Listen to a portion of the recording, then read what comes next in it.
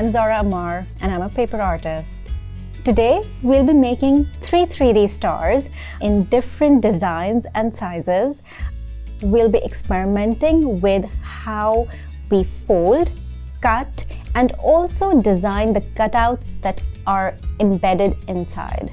Folding 3D paper, it's a multi-dimensional art form.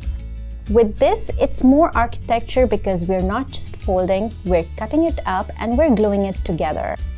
When you're creating these stars or any 3D form, think of it as making a 3D block or a building block. Sometimes these blocks are going to come together and sometimes they're just going to stand alone and create beauty amongst their own selves.